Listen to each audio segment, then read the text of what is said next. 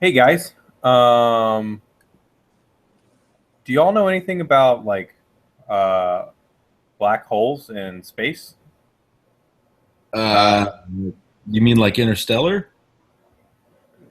I know they. Like in the I, stars? Yeah, I know they suck. Well, no, they don't suck. They just like things go in. Do they? and they never. What? I don't. Do Um, they suck? I We're think they about to have find gravity. out.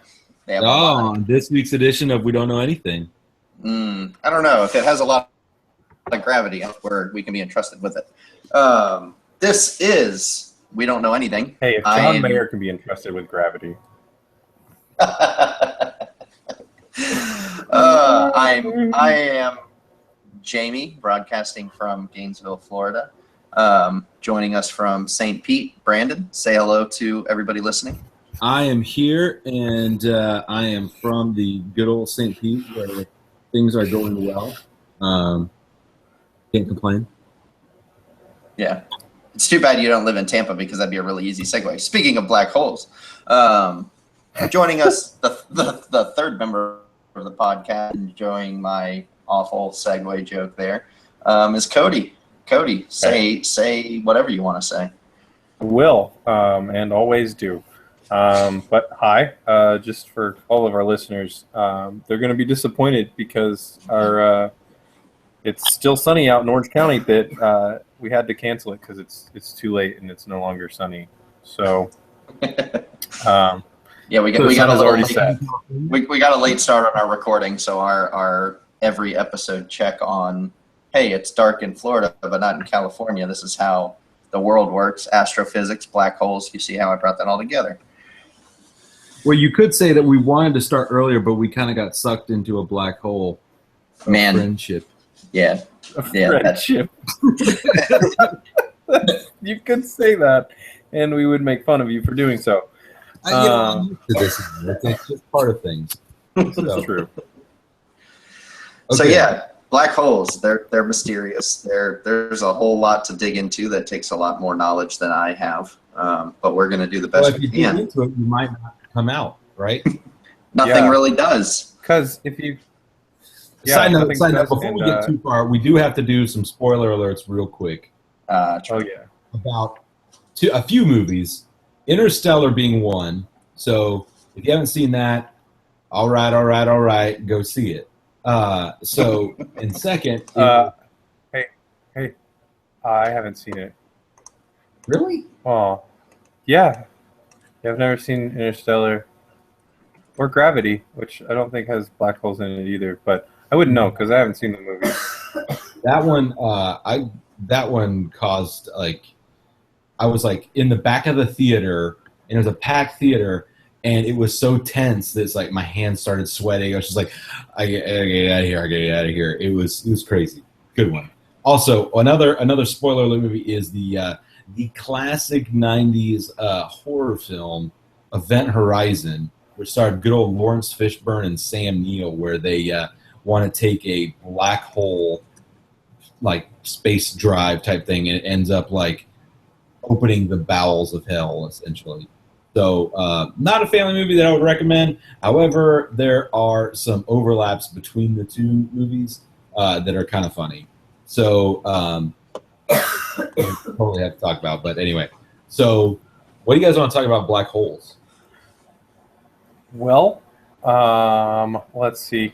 I mean, they supposedly are out there. Yeah, that's one of the things too. Like any kind of surface level understanding of black holes, there's so much craziness about them that to like really learn a lot of the theoretical physics and stuff behind it just kind of makes your head spin. And we don't have Neil deGrasse Tyson, so we're really not going to be in that regard. No, he would just pop in and say, actually, that's not how that works. Mostly to just all of our podcast stuff. Yeah. Hey, yeah. We do that to our podcast. He would have been really helpful to step in right at the beginning. I'd be like, they suck. And he'd be like, they actually don't suck. When you speak of sucking, you talk about material moving like a vacuum cleaner. And there's no material in space. It's just gravity. Thanks, Neil. Thanks, Neil. Yeah. But what about I feel what about Stardust? I need to put the little like Neil deGrasse Tyson eye roll gif here. That'd be perfect. Okay, True. yeah, on our audio thing. Perfect. Just for our listeners, just know that the Neil deGrasse Tyson eye roll is happening for most of our podcast. It'll probably continue through the entire episode. Anyways, Brandon, I spoke over you there. What were you saying? No. So one of the things that like, okay, do you remember that whole part in Interstellar, Jamie, where they're saying like, okay, what's the shortest distance between 2 points, and they use like a piece of paper. It's like they push a pen through it or whatever to say like the closest. Yeah, they basically like fold the paper. Yeah. Right. It's like the closest points between like the shortest route between 2 points is 0. Like if the 2 points are exactly the same point, and they do this pen through a folded piece of paper that says like, oh, the ship just goes straight through. That is like literally like almost word for word the same explanation that's in Event Horizon, and it's kind of funny. So it's as much as I think that's one of Christopher Nolan just kind of appropriating some other material, which well, and I mean that's again, when you get to black holes and wormholes and a lot of the stuff that is in Interstellar. I haven't seen Event Horizon, but it's in Interstellar. It's highly theoretical, but a lot of the smartest people, around who have theories about how the universe works think that that's how it works. But the funny thing is it's about like, oh yeah, space, you picture space time because they tie time and space. I don't know. I don't really understand it either. I don't know anything about it. Well, isn't time like it's like a sheet of paper and like theoretically, I don't know. But they describe it like that sheet of paper that they basically like, this is space. Cause like in a lot of these like theories, they talk about like gravity is basically like anything that has mass distorts that sheet of paper. Like if you could picture more like a trampoline. Like that's the way I remember seeing it. Like if you drop a bowling ball on a trampoline, it's going to like suck things down to it. To use a term that Neil deGrasse Tyson would disapprove of. Yeah, right. It's going to pull them, attract them from the. So so you picture like the force of gravity is that distortion, that sort of that curvature in that trampoline, and as things, if you were to try to roll a marble across the trampoline, it's going to curve in, and if it gets close enough, it's going to go all the way into that bowling ball. Another funny sidebar on that picture is somebody was talking about like, oh yeah, you have a bowling ball and gravity itself is the distortion in it, but people picturing a trampoline, it's like, well, gravity is what's pulling the bowling ball down in the trampoline. So what's pulling it down in space-time? And they're like, no, don't worry about it. Wait, what kind of monster puts a bowling ball and marbles on a trampoline? I just kind of want to know that. Dude, what did you do for fun in high school on a Friday night?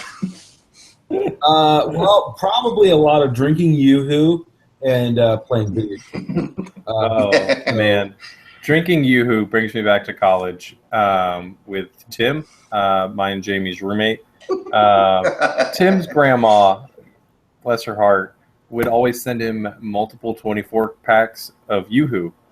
And biscotti. Wait, how did I not know this? How come you did not invite me over for Yoohoo? Like, we could have bonded over Yoohoo. Well, Tim and I bonded over Yoohoo. The classic college thing is you're relaxing, you go over to the pool at the apartment complex, you crack open a beer, you hang out with your buddy in the pool. Tim and I did all of that except instead of a beer, we had 2 cans of Yoohoo each. Which is essentially chocolate milk water. Chocolate milk water. It is not good. It isn't a good beverage, but man, we drank a lot of that in college.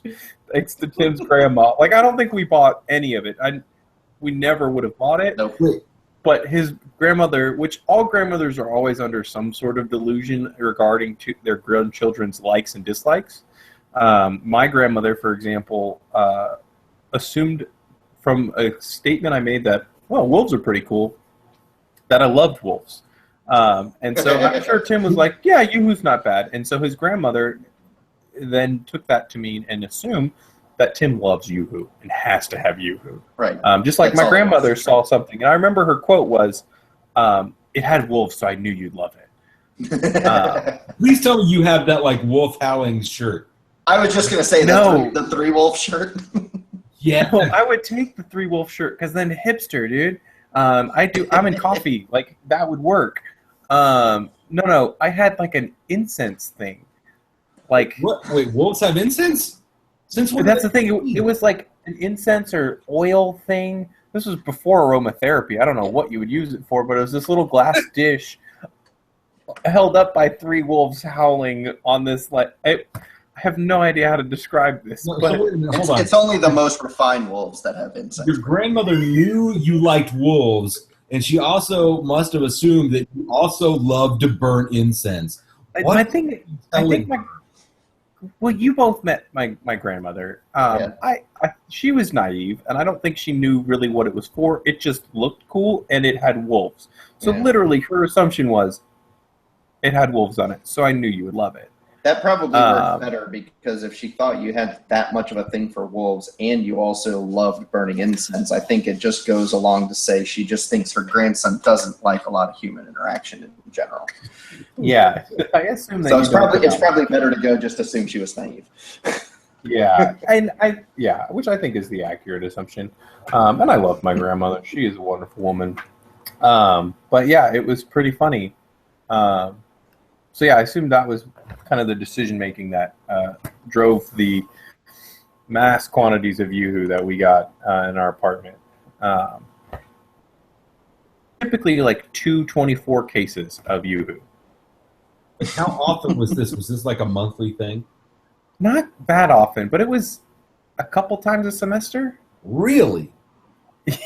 Oh yeah. Maybe not that often. I was never privy to this Yoohoo treasure trove that would be delivered. And that's what I'm saying too. Like Yoohoo's kind of like a funny but common thing, but one of the more obscure things to come with it was biscotti. You remember that, Cody? What? Every time. Yeah. Biscotti's so good. Yeah, it would be like these tins of biscotti, and it was like I'd never had biscotti before, but I had it frequently in college because it came in these grandma care packages. You know, I think I remember the biscotti because my grandmother's full Italian, and so she makes like homemade biscotti all the time, and I never knew anyone else ever had it until like college. I went and I was like, there's all these like wrapped biscottis. It was like, why do you have biscotti? I was going to say, you can tell Brandon has actually some Italian in him because he tries to properly pronounce the double T of the Italian word. We're all American and biscotti. It is a biscotti. This the way she did it, man. So but here's the thing. Is like, I'll say, she says ricotta, but I think that's a little pretentious, so I don't do that. But there are some that I will do the double T, and it's just kind of, here's the thing. I think the one who got, but as long as you don't go into Starbucks and ask for a croissant, because don't. I think the one who got me was my stepmom watched Giada De Laurentiis, the cook, on TV, and she would always say she always over exaggerated all the Italian words, and it was always like prosciutto, ricotta, and I was like, good grief. Yeah. No, Giada's like actually Italian though. It's understandable, but it was really. It brings like a dialect though to it, because like I will say like biscottis or manicottis or something like that, but it's like, you know, but when you overdo it, come on, it's not like manicut or something like that, which is what my friends used to always give me a hard time about. It's like manicut. Our friend Mark, who was part of this group known as the Bat Cave, Mark has the panoramic of him diving out, laying out for a frisbee. That is, yes, as long as we're going down this black hole. I feel like so background on Mark, he has this, or had this, like panoramic photo that somebody took of him, like full extension off of a lake pier to catch a frisbee. Funny story. It was epic. Funny story about that picture. He actually missed that frisbee. He was so far away. You can if you actually sit and look at the photo and like analyze it, he has no hope of coming anywhere near that frisbee. It is so far out of his reach. So, but Mark used to, it's an epic photo. Yeah, but Mark used to say that like, you would say, look up, Brandon's gonna say manicut, and it was like that. But of course, I used to have strong reactions to any time anyone ever made fun of me. So of course they kept doing it. So I think I've gotten better about some of that, but maybe not. I'm pretty sure there was an episode of this podcast where we said you jumped right to defensive position. I can't remember exactly what it was, but I remember it. I totally remember that. That definitely happened. I'm trying to get better. But you're getting better. Yeah. So yeah, black holes. I don't have a really good segue, so that was it. Well, no, it's a we're a freeform podcast, okay? In an American lexicon, you can talk about like things that pull you away from what your intended thing was as like a black hole, and you just can't escape it because that's our good podcast. It's a black hole. Yeah. Yeah, it is. At least it's not the black hole of the internet, aka Reddit. Yeah. Yoohoo was a black hole, but now we're coming back to regular black holes. Yeah. Speaking of which, so I don't know much. So I pulled up Wikipedia. You did research? No. I have Wikipedia open currently. Oh, if it's done after we hit go live, I think it's fair. Oh. Yeah, it's just having the black holes. Something about the event horizon, but it was also making me think of I didn't finish it. Sorry, Aiden, to this podcast, but if you are, I'm sorry, I never finished your theory. Because string theory like tries to like marry not classic physics, but like the model of physics that talks about like the universe and giant big things like planets. And then also marries that with quantum mechanics, which is like Schrödinger's cat. It's both dead and alive. Kind of like Florida's like chances in the SEC East. Yes, they are both. Yeah, until we observe it, it is. Yeah. Depending on whether there are 10 seconds left or no seconds left in the Tennessee-Georgia game.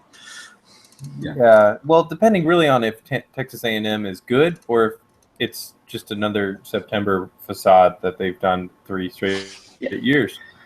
So if Texas A&M is good, or if they took a long time to pull away from a Muschamp-led team. Yeah. Yeah. That game gives me doubts. All right. But speaking of black holes, college football is probably ours. That's a strong black hole for us, but we'll get to that when we give our preview for next week. Yeah. It does. Supermassive black holes sounds terrifying. I don't know what that is, but it's a thing that they think exists. Well, so basically, any black hole has such strong gravity that even light can't get out, which is crazy. That nothing can escape it. I'm not gonna lie. I was watching Interstellar on a flight across the Atlantic Ocean for business about a year ago, and there was a lot in that movie that creeped me out, and I was already a little unsettled because I was traveling abroad for business, going over to Europe. Sort of, I had coworkers with me, but it felt very lonely. And at the point in the movie, we already gave the spoiler alert, so I'm just going full bore here. At the point in the movie where he drops his ship to go into the black hole near the end of the movie, and there's a whole lot of stuff going on, and it's shaking around, and it's crazy, and you don't know what's going on. Our 747 going over the Atlantic hit some really rough turbulence. So if you want to talk about if you want to talk about taking the Universal Studios, you're watching a 3D movie and they have 4D stuff, you get wet or there's vibrations or whatever. That was the real life version of this. He's he's in a spaceship falling into a black hole, and my 747's bouncing around in the skies over the Atlantic Ocean. Nice. Yeah, that sounds awful. Yeah, that was cool. But yeah, so they've got so much gravity that nothing can get away from it. And when we say nothing, I mean light, which you think light doesn't have mass, and it's okay, yeah, that's the point. Light can't get out of it. If you want something, I made an allusion to it before. That's one of those things that's in our universe that if you spend a whole lot of time thinking about, you want to just crawl up into a ball because it's pretty terrifying. Yeah. Yeah. Nope. But speaking of pretty terrifying things in space, The Hitchhiker's Guide to the Galaxy, which is a fantastic novel, or series of compilation of novels that make me laugh out loud. But I feel like that would be Arthur's main reaction to everything. It's just curl up in a ball with his towel, and that's how I handle life, really. Yeah. Just a carefully choreographed sequence of slightly holding it together. Well, there's more naps involved. I will say that. Yeah, pretty much. So wait, hold on. Did y'all both like read Hitchhiker's Guide to the Galaxy? I have, yes. My entire knowledge of Hitchhiker's Guide to the Galaxy is 42. That is literally all that I know. I think I tried to watch the movie. I definitely have not read the book. But yeah, I fell asleep in the movie. The movie is okay. The book is excellent. Again, I always highly recommend books that I laugh out loud during, and that was one of them. What's the major premise of the book? It's hard to explain, but basically it starts with Arthur Dent, a sad little British man who is laying down in front of a bulldozer that is about to bulldoze his house because it's being cleared out for a highway of some sort. And he's like, "What are you doing?" Like, they're like, "Yeah, the permits were in the office." He's like, "Why would I ever go to the office?" Blah blah blah blah. But due to This sounds like a civil engineering nightmare, and Jordan in on. Yeah, but it's funny. It's humor. You would appreciate it, Brandon. But basically, he gets saved by an alien named Ford Prefect, who named himself such because he mistook the dominant creatures on the planet, because he thought the dominant creatures were cars. And basically, the Earth gets destroyed right as Arthur Dent gets saved, because it's being bulldozed to make way for an intergalactic highway. And it follows Arthur Dent throughout his travels. But there's Marvin, the hyper-intelligent and also incredibly depressed robot. Zaphod Beeblebrox, who is the galactic president. And it basically just pokes fun at a lot of stuff. But yes, 42 is the ultimate answer to life, the universe, and everything. And I'm really surprised that Neil deGrasse Tyson hasn't spent a whole lot more time investigating that. Well, because isn't the whole shtick with that like 42 is the answer, but you don't know the question? Yeah, that's it's kind of a reveal in the plot later on, so I won't spoil it for y'all. But yeah, that is, they ask DeepThink or DeepThought, which is this great computer that they construct, and he spends these millions of years thinking of what the answer is. And so the answer to what? The answer to life, the universe, and everything. And he gives the answer. They have this massive ceremony, and he's like, 42. Everybody's kind of disappointed.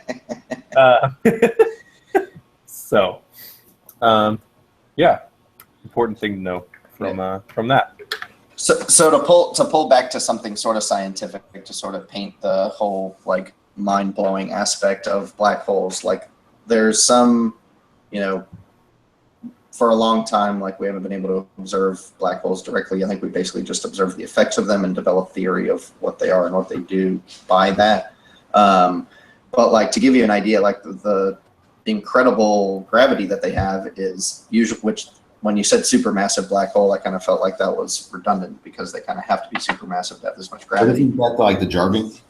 Right. No, I think there's like a specific type of black hole that is supermassive. Well, supermassive could be even more than a regular black hole, but like to put it in a picture, like there's sort of a, again, theory that if you could compress the mass of something enough, it could form a black hole because you just have so much mass on such a small area scale that it has a ton of gravity and it just becomes a black hole. And so you can define the size of that. It's something called the Schwarzschild radius. I knew the concept. I looked up the name. Don't judge me. But a Schwarzschild radius. It's named after Norman Schwarzkopf, the Gentry General. Like a Schwarzschild, like one Cody who was on this podcast. Schwarzschild. What am I? The sports child. Yeah. Sports child. I'm the golden child. You're the sports child. Jamie is the father child. No, it's Schwarzschild as in like Spaceballs. Like Schwarzkopf. I hate it when my Schwartz gets twisted. Right, exactly. Yes. I see your Schwartz is as big as mine. Family podcast. I'm going to believe that. But anyways, but like just to wrap your mind around or not, the Schwarzschild radius. The Schwarzschild radius for the Earth, which is basically if you took all the mass of the entire Earth and compressed it to this, it would be a black hole, is like 9 millimeters. What? Yeah. That's insane. You take all the mass in the entire planet and put it in like a ball that's an inch across, and that is what it would take to make a black hole. That is nuts. Also terrifying. Yeah. I mean, this will be a really bright and happy podcast. Neil deGrasse Tyson. Yeah. Astrophysics isn't friendly. So wait, hold on. So hold on. It would have to suck that much, like. Dang it, Brandon. Brandon's like, yeah. Today was pretty rough. I thought Earth sucked today. Anyways, I guess you could look at it in a positive way of like, wait, hold on. Are you saying like in order to create a black hole, it would need to be 9 millimeters of suck? It would have to be condensed down, like all of the planet, everything that we are on, have to be condensed down to the size of a ball the size of 9 millimeters. Yeah. Right? Or an inch sphere. Yeah. You'd have to compress all the mass of the entire planet into a 9 millimeter radius sphere. For it to be. So the universe uses 9 millimeter. Or Earth. Yeah. Earth does. Not the 45 cal. It's 9 millimeter. I thought the not the NATO round. Economical. That's gosh. So. I'm really trying to go somewhere other than science because I know none. Yeah, I mean, I was trying to kind of get the science out there so we can all be kind of terrified, and then it would all be Interstellar references from then on out. Ooh, speaking of non-Interstellar references, the main villain in the anime Transformers Cybertron is a sentient one called the Grand Black Hole, the Unicron Singularity in the dubbed version, created by the destruction of Unicron in the previous series. We just went totally off the end. Like Steve from Paducah is no longer listening at all now. Well, I'm sorry, Steve. I apologize. Well, I guess he technically has to since as we discussed, he's monitoring for the NSA. So yeah, he can't stop listening to us. All threats, foreign and domestic. Tell me more about this Interstellar stuff, because I will admit that I haven't seen the movie. Here's the quick. And tell me more about, but you can only tell it to me as if you're Matthew McConaughey. All right. All right. Well, all right. What's really going on is Matthew McConaughey works as a NASA pilot, and he decides to go back and he's working on a farm. Wait. He's working on a farm. You said he was okay. Continue. He was a pilot, but then he goes back to work on a family farm because there's a bunch of dust and there's that whole Dust Bowl thing. That's a real big deal, and they don't have much in the way of resources. So he eventually stumbles on. It looks like they're building this big ship again because they found this black hole that'll take them to the far side of the universe where there's bunch of planets that they can potentially move to if they can get them through the black holes. So he volunteers essentially and goes through, and they go through this huge black hole, and they find these different worlds that are on the other side. And but the thing is, the gravity is so different that it causes like time dilation. So spending like 3 hours on this one planet turns into like 30 years for people that are waiting for them. And so they only got enough chance for one, and then a bunch of crap happens. Essentially, Matt Damon pulls a Martian, except this time he's like not a nice Martian. He's kind Wait, what do you mean? He's kind of a Martian. Man, Matt Damon in that movie is like one of the most jarring cameos you'll ever see. I did not know that he was going to be in that movie. Oh man! Yeah, Matt Damon's in this picture. Yeah, or I'm sorry, Matt Damon in that movie. You know, he's jarring cameos you'll ever see. He's a heck of an actor, and he shows up, and you just know that something's going to be different about him. So then eventually Matthew McConaughey goes straight through the black hole, and then finds out that love is a part of the 3 dimensions. It's a 4th dimension that love, you can reach back in time through love, and that's what set up this black hole that brought them the whole way through. Wait. Hold on. All right. Go ahead. I'm listening. All right. You mean to say a movie that had Neil deGrasse Tyson approve it, if I remember correctly? Parts of it. He gave. I don't think he saw the last scene. He gave some sort of stamp on a movie that says that the black hole was formed because of love. Well, here's the thing: is when you go into the black hole, it's like everything existed in this time. So actually, what happened is Matthew McConaughey is able to talk to his daughter years ago, and through Morse code is able to give her all the data that I don't know what about the black hole, and she's able to write all that down. So she's able to save the whole human race because of the Morse code. Your audio is awful right now, by the way. Brandon's going through a black hole. What are you doing? I'm just talking to you guys. Well, sounds like I don't know. He's slipping away from his microphone in the black hole there. But no, really, like he crossed the event horizon. Yeah, all this stuff, which that really the planet with the time dilation was serious. Like they went down on the planet. It took them a little longer than they expected. They came back up. Their co-pilot had gray hair. Was like, you guys were there for 30 years. Yeah, and basically skip forward through all of this, and you can watch your child die of old age, basically. Yeah, because that's the same thing as Ender's Game. At the end of it, like the Ender's Game, like the exciting TV parts or whatever end, and then he's got like 7 more chapters.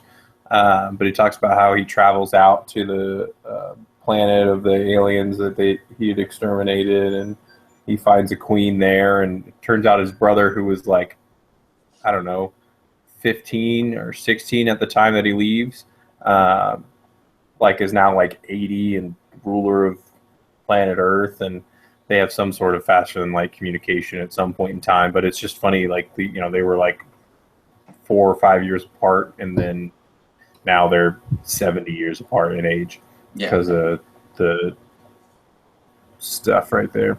Yeah, time dilation, man. Time dilation. Yeah, sure thing, Matt. I would love to see Matthew McConaughey explaining the plot of Interstellar, but doing it as himself in the Lincoln commercials, where he's just riding around in a car, where he's saying these really vague, like,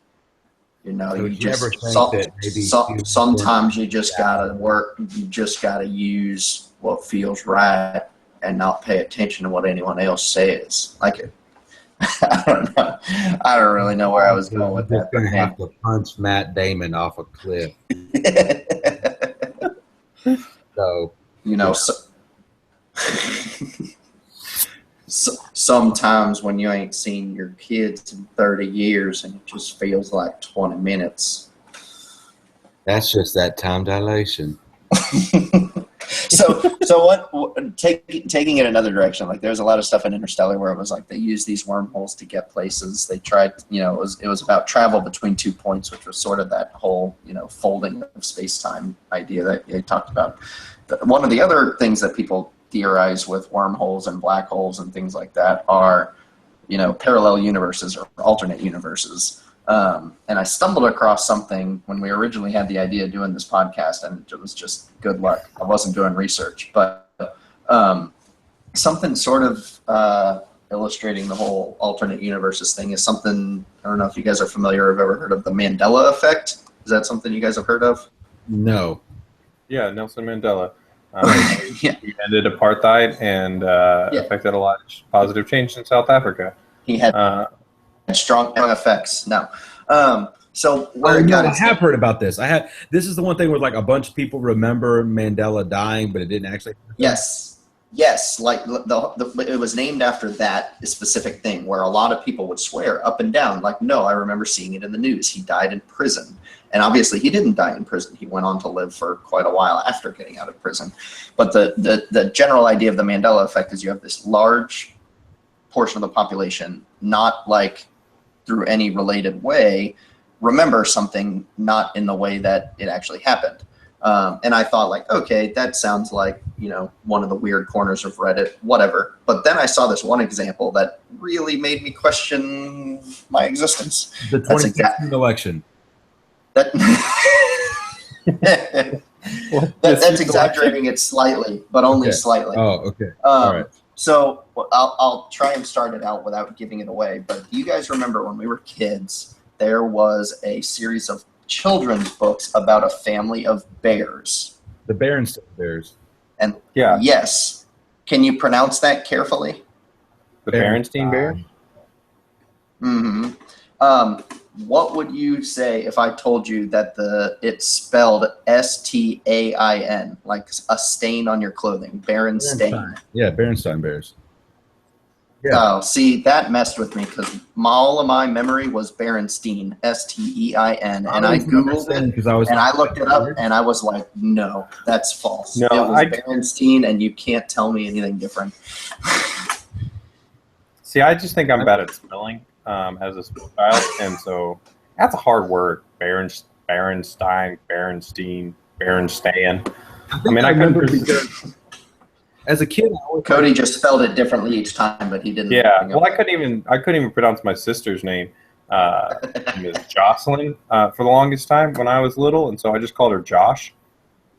Which funny thing is, other people adopted that name for her up until the point that she was in first or second grade. So I would have been in second or third grade, and I had a kid on my basketball team, I think, whose name was Josh, and Jocelyn said, haha, he has a boy's name, or has a girl's name, because Josh to her was a girl's name. And that was the last time that we were allowed to call her Josh. Jeez. So, yeah. Never again. No, that's this guy, like, I think, are there like are there current names that are like big for like cross-gendered names that are still like that? Like I remember, like, you remember Shannon, Cody, that we went to high school with? Like, yeah, I remember that one. I don't know if there were. I've encountered a couple of the male Shannons. Shannon Sharp is incredibly famous. But I always, Jamie. That's a name that goes both ways. Family podcast. Well, no, I mean that it's ironic that my sister's maid of honor in her wedding was Jamie, and then the best man at my wedding was Jamie. Two different people. Jamie for my sister's maid of honor is a woman, and Jamie is a man for my best man. But just funny that the two of us have people named Jamie. No, I Of opposite did I have met Lady Cody's and Lady Evans before. So there's that. But here Yeah. is I don't think that like I'm kind of like all for like I'm a shameless self promoter. So like when like friends of mine are like having kids or someone's like, you know what, Brandon is a great name, even for girls. I've heard you say this at least 7 times, so I can vouch for that. Well, it's funny. It's like it's kind of one of those things. Like with Jamie, with Tristan, it was just like when they named him Tristan, I was like, Tristan sounds a lot like Brandon. I appreciate that. Well, I don't know if you know this, but Graham, who is currently waking up and is Jamie's younger son, his middle name is the same as mine. So yeah, I take great pride in that. It might also be Danielle's maiden name, but hey. Whatever. Wait, so I had to leave for a second, and you guys are on my kids' names? How'd that happen? Yeah, we were talking about how you named Tristan after me. Oh, yeah. I figured that ties in pretty well. No, somehow Brandon got on the idea of Gender bend names. Yeah, sure. Names that are gender neutral. Which said, now that you're back, I'm cool with that. It's like I want someone to name their kid after me, and so it's like even girls just name him Brandon. It'll be great. Yeah, we're gonna make androgynous jokes, and nobody's gonna say anything about Jamie. Really? Is that? Oh no, we already did. We talked about it. Oh, okay. We talked about the irony of the fact that my sister's maid of honor and my best man are both named Jamie. Yeah. And also I referenced it. The first Cody that Jamie met, he had a crush on. Am I correct in this? Right? Or you? I may have known Cody's before then, but yeah, that was not a male Cody. No, either. And it was pretty close to us getting to know each other. Like you were just kind of moving on from her at that time, correct? Right. Yeah. Good podcast content. Catch me up on what you guys were talking about 5 minutes ago. He was putting the coda on Cody, so to speak. Hey, awkward. Sorry, dude. No wordplay. I'm all for it. Brandon knows the way to my heart. Look, yeah, I had a conversation with my mother not too long ago where she was just like, she finally is like, she's gotten like kind of involved in like social media, which has some terrifying aspects to it, but it's also kind of like cute. She's like, so just like randomly we're driving somewhere and she's like, so your friends love puns a lot. It's like, yeah, that's kind of a thing. So she's just like, you remind me of your grandfather. It was like, okay, all right, that's awesome. I just totally did not appreciate how true or how hysterical my grandfather was with his puns and wordplay. You might be giving us too much credit to associate us with someone that hysterical. Perhaps. Because we don't know anything about being hysterical. We definitely don't know anything about it. Speaking of black holes, college football being our most prominent one, Deshaun Watson successfully led Clemson to a victory over Lamar Jackson. No, really? Oh, yeah. 42-36, Clemson wins. Which, man, if you guys were doing anything like listening to us this whole night instead of watching that game, shame on you. Hey, hold on. Sorry, Lauren. There is a special someone who is listening to this podcast as we speak, and she is making okay. If you were listening to this podcast without some sort of like familial or special interest ties to our podcast, well, instead of watching Clemson versus Louisville, then oops. Yep, sorry about that. But we also want to encourage any of our listeners who are out there right now to follow Lauren's lead because she's awesome and she's listening to this live. You can do that on our YouTube page and you can go there and it's live and you can listen. Yeah, well, in the future, tweet out a link about that. Yeah, I was gonna say if we can get a better rhythm on recording, we'll start drumming up some interest on our Twitter account at We Don't Know Any, our Facebook page We Don't Know Anything. We're up on both. We'll try and send the word out, and if you want to get on YouTube, you can actually listen to us live. So, Side note, but for those who didn't you know, know, one's my girlful so that's awesome. Anyway, continue. plug that. Congrats. No, I was gonna say, talking a little bit about the generic getting the word out on the podcast.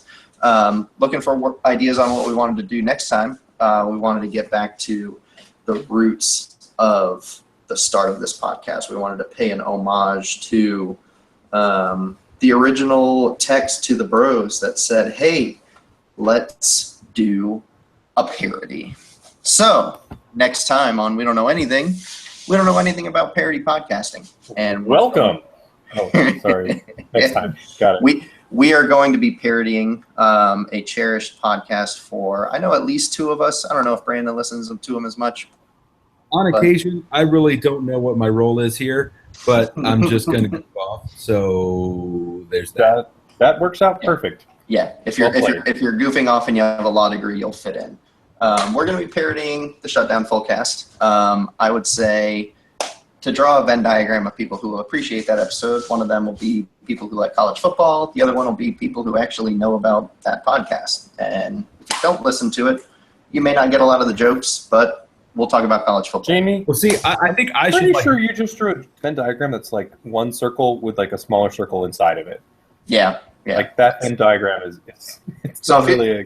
So if you like college football, Well, here's the thing: is I'm going to be there, and I haven't listened to that many Shutdown Fullcasts. I'll say so. I mean, you can just listen for me, which is a third of the reason why you should be doing this anyway.